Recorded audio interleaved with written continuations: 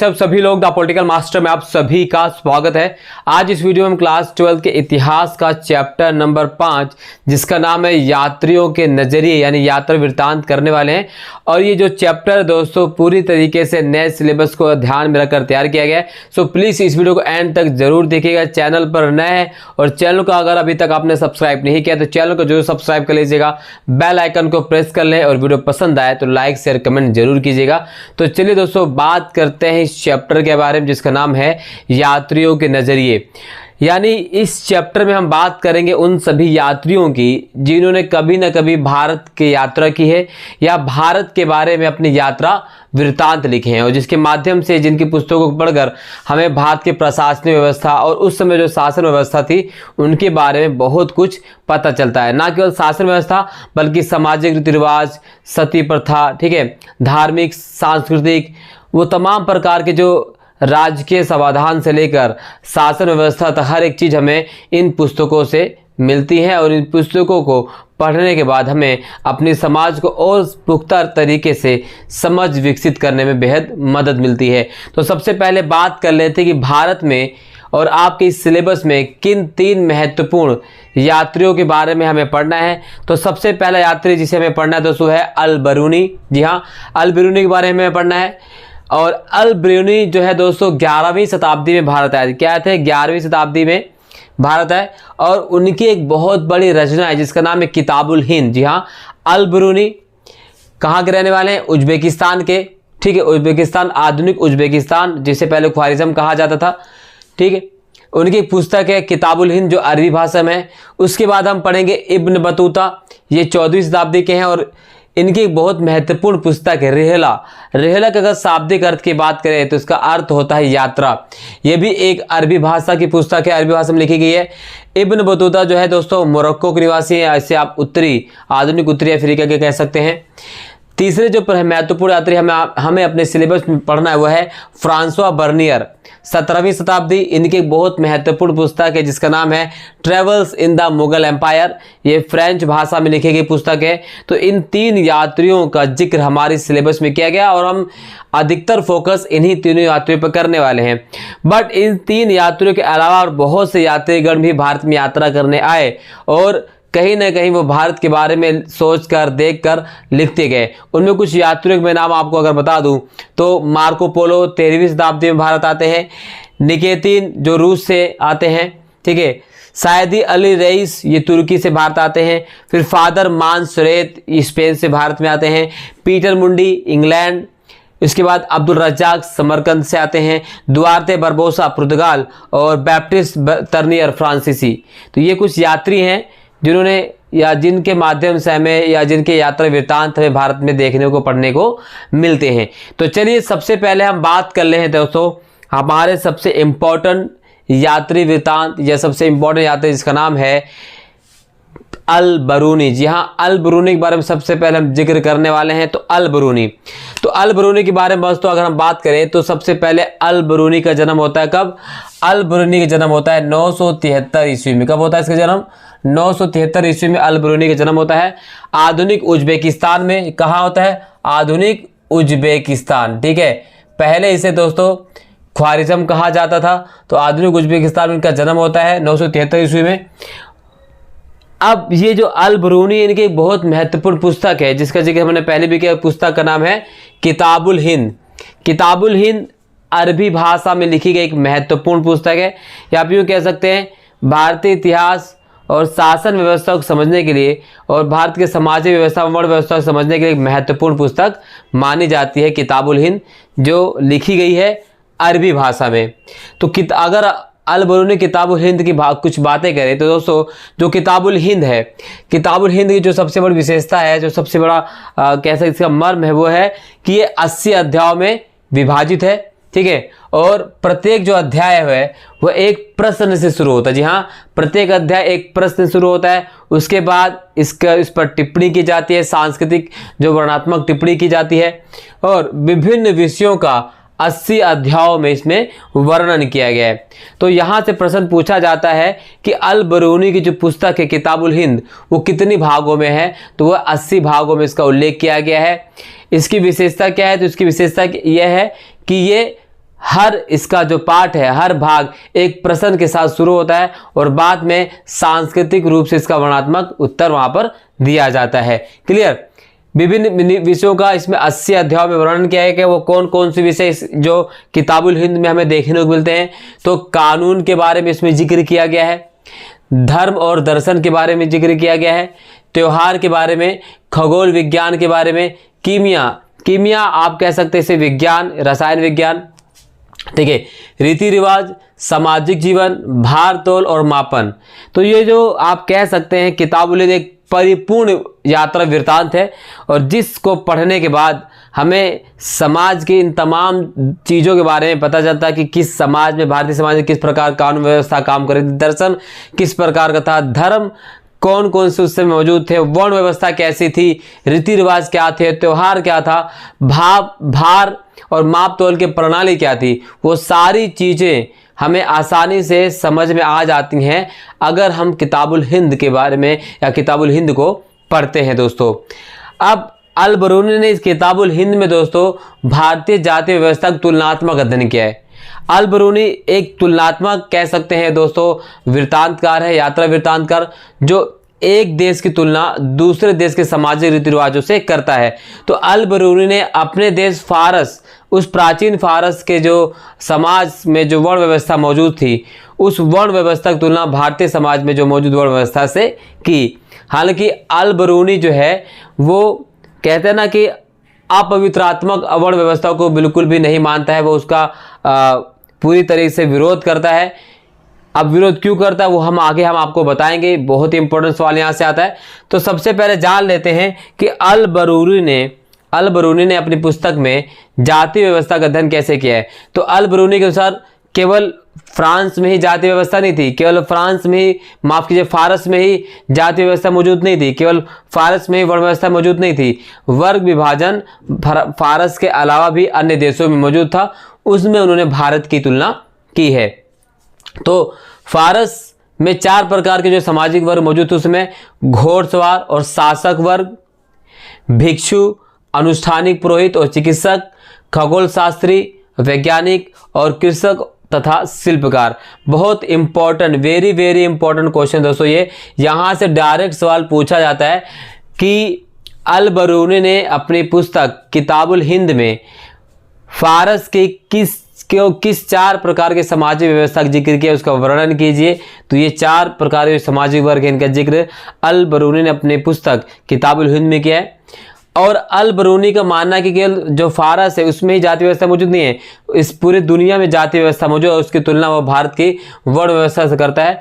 अल बरूनी ने भारत की वर्ण व्यवस्था के बारे में कहा कि जो ब्राह्मण है उनका जो उदय हुआ है वो ब्रह्मा के मुख से हुआ है, क्षत्रिय इनका उदय ब्रह्मा के हाथ से भुजाओं से हुआ है, वैश्य इनका उदय जो हुआ है ब्रह्मा के उदर यानी पेट से हुआ है, और शूद्र इनका जो उदय ब्रह्मा की जांघ से हुआ है।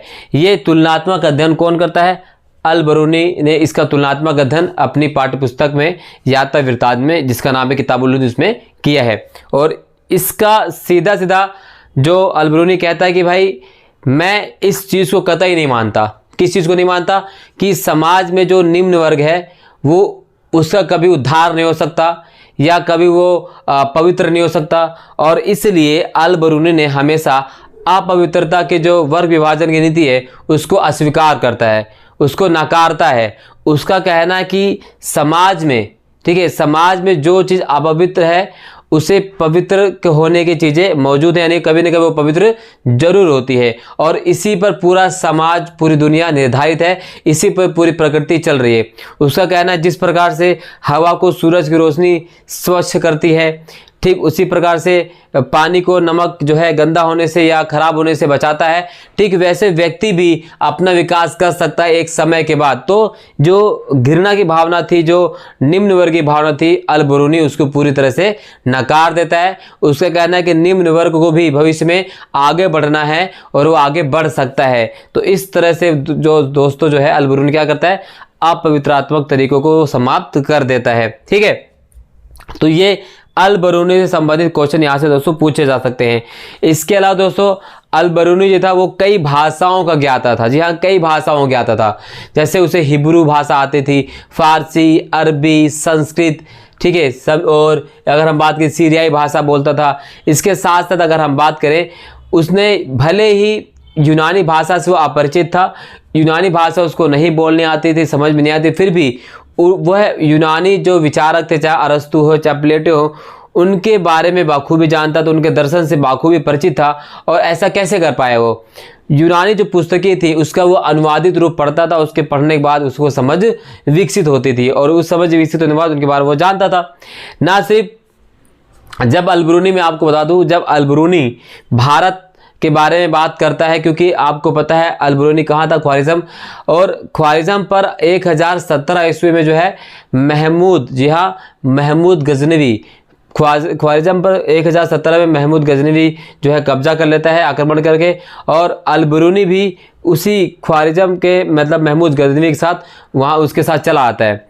उसके बाद अगर हम ख्वारिज़म की बात करें, उस समय की बात करें, तो ख्वारिज़म का जो प्रदेश है, जो शासन था, उसमें भारत का वर्तमान अगर हम बात करें तो सिंध और पंजाब का जो प्रांत कुछ हिस्से भी इसमें शामिल होते थे। और अलबरूनी का भारत से लगाव बहुत पुराना था। जब भारत के प्राचीन जो ग्रंथ थे वो 8वीं शताब्दी से उन ग्रंथों का अनुवाद किया जाने लगा था। संस्कृत भाषा से अन्य भाषाओं में, फारसी, अरबी भाषाओं में, ग्रंथों में अनुवाद किया गया। और उन्हीं अनुवादित संस्करणों को पढ़कर अलबरूनी ने भारत के जो सामाजिक व्यवस्था है, जो रीतियाँ हैं, जो सामाजिक बुराइयाँ हैं, जो वर्ण व्यवस्था है, उसकी तुलना फारस की वर्ण व्यवस्था से की। तो यहाँ से डायरेक्ट क्वेश्चन पूछा जाता है दोस्तों। वो सारे जितने भी इंपॉर्टेंट क्वेश्चन हैं वो एक एक करके दोस्तों मैं आपको इस वीडियो के बाद ज़रूर बताऊंगा। मैं आपको गारंटी देता हूं दोस्तों, मैं जो क्वेश्चन आपको इस वीडियो के बाद बताऊंगा उससे बाहर एग्जाम में, बोर्ड 2023 के एग्जाम में एक भी क्वेश्चन नहीं आएगा। 2022 के बोर्ड एग्जाम में जितने भी क्वेश्चन बताए थे 2021 के एग्जाम में सारे क्वेश्चन दोस्तों हूबहू वही है। और क्योंकि दोस्तों वो मैं गारंटी से इसलिए कहता हूँ क्योंकि पॉलिटिकल साइंस, हिस्ट्री को लेकर मैं प्रतिबद्ध हूँ, और जिस चीज़ को लेकर आप प्रतिबद्ध होते हैं वो आप उसको पूरी तरह से सही भी करते हैं। तो अभी हमने देखा दोस्तों कि अलबरूनी से में क्या क्या क्वेश्चन पूछे जा सकते हैं। अलबरूनी से क्वेश्चन पूछा जा सकता है कि अलबरूनी ने किताबुल हिंद की विशेषता बताई है, या अलबरूनी को भारतीय जो किताबुल हिंद को लिखने के लिए किन किन समस्याओं का सामना करना पड़ा, इस तरह से क्वेश्चन पूछे जाते हैं। नेक्स्ट हमारा जो इम्पोर्टेंट जो यात्री है वह है इब्न बतूता। जी हाँ, इब्न बतूता बहुत महत्वपूर्ण यात्री, यहाँ से भी क्वेश्चन पूछा जाता है। इब्न बतूता की बात करें तो इब्न बतूता का जन्म होता है 1304 ईस्वी में टैंजियर, मोरक्को, आधुनिक उत्तरी अफ्रीका में इसका जन्म होता है। और इब्न बतूता एक समृद्ध परिवार से था। इसके माता पिता उर्दू, अरबी, फारसी के बहुत अच्छे ज्ञाता थे, जानकार थे। और इसी पारिवारिक परिवेश में ढलते हुए इब्न बतूता भी बहुत जल्दी पढ़ लिख गया और साहित्य की तरफ, वृत्तांत की तरफ उसकी रुचि जागी। और इब्न बतूता को एक और नाम से जो है सुशोभित किया जाता है, उसे कहा जाता है हठीला यात्री, जिद्दी यात्री। अब इसे हठीला यात्री, जिद्दी यात्री क्यों कहा जाता है, इसके बारे में हम आगे वीडियो में विस्तार से आपको बताएंगे। फिलहाल 1304 में इसका जन्म होता है और इब्न बतूता ने एक पुस्तक लिखी। उस पुस्तक का नाम था रिहला। रिहला का शाब्दिक अर्थ है दोस्तों यात्रा। और इब्न बतूता की खासियत यह थी कि वो किसी चीज़ को पढ़ने से अच्छा या पढ़ के लिखने से अच्छा वहाँ पर प्रैक्टिकली मौजूद होकर, जाकर खुद सोच समझ के लिखने में ज़्यादा विश्वास करता था। और इसलिए ये बहुत ही महत्वपूर्ण वृत्तांत लिखता है। और मुगल कालीन व्यवस्था, तुगलक कालीन व्यवस्था के बारे में सटीक जानकारी हमें इसकी पुस्तक रिहला से मिलती है। अब इब्न बतूता की बात करें तो इब्न बतूता दिल्ली के जो उस समय सुल्तान थे, जो शासक ने, मोहम्मद बिन तुगलक के बारे में बहुत पढ़ा लिखा था। और उन्हें मोहम्मद बिन तुगलक के बारे में पता था कि भाई मोहम्मद बिन तुगलक जो है वो सांस्कृतिक संरक्षण का बहुत बड़ा ज्ञाता है, उसे सांस्कृतिक संरक्षण बहुत प्यार है। और इसलिए वो भारत की ओर आकर्षित होता है। और 1333 ईस्वी में वो दिल्ली में प्रवेश करता है। ठीक है, स्थल मार्ग, सिंध के रास्ते हो तो स्थल मार्ग से दिल्ली में प्रवेश करता है। और मोहम्मद बिन तुगलक इनके जो इनका ज्ञान था, जो इनकी मीमांसकता थी, जो इनका दर्शन था, जो इनकी चाहत थी, उससे बहुत ज़्यादा प्रभावित हो जाते हैं। और मोहम्मद बिन तुगलक से इनका मेल जोल बहुत अच्छा होता है और मोहम्मद बिन तुगलक ने इनको दिल्ली का काजी यानी न्यायाधीश नियुक्त कर दिया। जी हाँ, मोहम्मद बिन तुगलक ने इन्हें दिल्ली के काजी और न्यायाधीश नियुक्त कर दिया और दिल्ली के काजी के पद पर 7 वर्ष तक रहते हैं। बाद में मोहम्मद बिन तुगलक और इनके बीच जो है दोस्तों एक दरार डाली गई क्योंकि षड्यंत्र के शिकार हो जाते हैं। और क्यों शिकार हो जाते हैं, जैसे आप सभी को पता है कि जब कोई व्यक्ति बाहर से आता है और शासक के बहुत करीबी हो जाता है, जो आसपास के लोग होते हैं उनसे बहुत जलने लग जाते हैं। तो यही जो कार्य होता है इन दोनों के साथ होता है। आपसी मनमुटाव के बाद काजी को ही मोहम्मद बिन तुगलक ने जो है जेल के सलाखों के पीछे डाल दिया। हालांकि बाद में जो इनके बीच द्वेष था, जो कलह थी, वो समाप्त हो जाती है, जो मिसअंडरस्टैंडिंग थी वो समाप्त हो जाती है। उसके बाद मोहम्मद बिन तुगलक इन्हें अपने राजदूत के तौर पर कहाँ भेजते हैं, 1342 ईस्वी में मंगोल शासक चीन के पास दूत के रूप में भेज देते हैं। कब? 1342 ईस्वी में। और यहाँ मैं आपको एक बार बता दें दोस्तों, भारत आने से पहले मोहम्मद बिन तुगलक ने मक्का, सीरिया, इराक, फारस की भी यात्रा की थी, यानी भारत आने से पहले इन देशों में वो यात्रा कर चुके थे। क्लियर? और जब 1342 ईस्वी में इन्हें मंगोल शासक चीन के पास दूत के रूप में भेजा गया और इसी बीच इन्होंने मालाबार तट, मालदीव, श्रीलंका, सुमात्रा, फिर चीन पर जाकर इन्होंने क्या कि यात्रा की। और इस बीच जो है इन्हें कई बार लूटा गया और कई बार लूटने के बाद भी इन्हें अपनी यात्रा बीच में कहीं भी नहीं रोकी और यात्रा नहीं रोकी। और ये जिद्दी थे, हठीले थे और ये किसी भी कीमत पर अपनी यात्रा पूरी करना चाहते थे और इसी को लेकर इन्हें हठीला यात्री कहा जाता है। और जब ये मालाबार तट और मालदीव होते दोबारा मालदीव पहुंचे तो मालदीव में इन्होंने दोबारा से 18 महीने तक जो है काजी के पद पर कार्य किया। दोस्तों कितने महीने तक? 18 महीनों तक काजी के पद पर कार्य किया। अब अगर इसके इब्न बतूता के रहलक कुछ महत्वपूर्ण चीज़ आपको बताएं तो इनके जो प्रमुख वर्णन है नारियल, ठीक है, नारियल का जो गोला होता है, पान, इस पर ये बहुत सटीक वर्णन करते हैं। वो सारी चीज़ दोस्तों हम आपको आगे बताएंगे इस वीडियो में। अब जो इब्न बतूता है, इब्न बतूता जो है ना भारत की संचार प्रणाली से बहुत प्रभावित थे। जी हाँ, बहुत प्रभावित थे। और उस समय जो भारतीय जो संचार प्रणाली थी जिसे हम डाक प्रणाली कहते हैं वो 2 भागों में विभाजित थी। एक को अश्व डाक व्यवस्था कहा गया, एक को पैदल डाक व्यवस्था। जो अश्व डाक व्यवस्था होती थी दोस्तों उसे उलुक के नाम से जाना, किसे कहा गया? इसे उलुक कहा जाता था। और इब्न बतूता इस अश्व डाक व्यवस्था और पैदल डाक व्यवस्था इतने ज़्यादा प्रभावित थे कि उन्हें ये अपने आंखों पर विश्वास ही नहीं होता की थी। लंबी की दूरी की यात्रा जो 50 दिनों में 40 दिनों में पूरी की जाती थी वो इस पर संचार प्रणाली के माध्यम से 5 दिन में ही पूरी कर ली जाती थी। ठीक है, तो ये डाक प्रणाली क्या थी इसके बारे में हम दोस्तों नेक्स्ट वीडियो में चर्चा करेंगे। अलग तरीके से क्वेश्चन आता है उस पर हम कंप्लीट चर्चा करेंगे। बस फिलहाल मैं आपको बता दूं जो अश्व डाक प्रणाली थी इसमें प्रत्येक 3 मील पर दोस्तों जो एक शाही घोड़ा होता था और एक घोड़ा जो है एक यहाँ से शुरू, यानी अगर हम बात करें इस पॉइंट शुरू करता था तो 3 मील तक जाता था और 3 मील पर उसे दूसरा शाही घोड़ा तैयार मिलता था जो उस पत्र को लेकर आगे बढ़ता था। तो इस तरह से हर 3 मील पर एक व्यवस्था वहां पर थी। जो पैदल डाक व्यवस्था थी तो पैदल डाक व्यवस्था दोस्तों प्रत्येक मील पर 3 लोग होते थे। तो यहाँ नहीं, 1 मील पर एक व्यक्ति, फिर यहीं से फिर दूसरा, फिर तीसरा, यानी प्रत्येक मील पर जो डाक व्यवस्था थी तो प्रत्येक पैदल वाली हुआ करती, यानी प्रत्येक मील पर हर व्यक्ति। और उनके पास लंबी छड़ होती थी, उस लंबी छड़ पर जो है घुंघरू बंधे रहते थे तो और उसके आवाज़ से जो है पता चल जाता था कि भाई सामने से जो है व्यक्ति आ रहा है और दूसरा व्यक्ति तैयार खड़ा रहता था। जैसे व्यक्ति उस पॉइंट तक पहुंचा था उससे वो लेकर आगे भागते हैं। जैसे आप अपने ओलंपिक में या जो कॉम्पिटिशन होता है जिसमें धावक होते हैं वो रिले दौड़ करते हैं और उनके पास एक छड़ होती है, डंडा होता है जो अपने साथी को देते हैं। तो यही तरीके से मान लीजिए कि इस तुगलकालीन शासन व्यवस्था में ये जो संचार प्रणाली बहुत ज़्यादा विकसित थी जिसका जिक्र है इब्न बतूता ने पुस्तक रेला में किया, इसे बहुत प्रभावित था। इसके अलावा अगर हम बात करें दोस्तों जो ठीक है, तो ये बहुत महत्वपूर्ण चीज़ें थी जिसका जिक्र किसने किया है? इब्न बतूता ने किया है। अब ये सारी चीज़ आपने समझ लिया। अब हम बात करते हैं दोस्तों एक महत्वपूर्ण यात्री फ्रांसवा बर्नियर के बारे में। फ्रांसवा बर्नियर जो है वो 17वीं शताब्दी के हैं और इनकी एक महत्वपूर्ण पुस्तक जिसका नाम है travels in the Mughal empire, और ये जो फ्रेंच भाषा की जो है पुस्तक है दोस्तों। फ्रांसवा बर्नियर की बात करें दोस्तों तो फ्रांसवा बर्नियर चिकित्सक, राजनीतिक थे, दार्शनिक और इतिहासकार भी थे। क्या क्या थे ये? चिकित्सक थे, राजनीतिज्ञ थे, दार्शनिक थे और इतिहासकार भी थे। और ये 1656 से लेकर 1668 तक जो है भारत में रहे। कब तक रहे? 1656 से लेकर 1668 तक जो है भारत में रहते हैं, यानी 12 साल तक भारत में रहते हैं।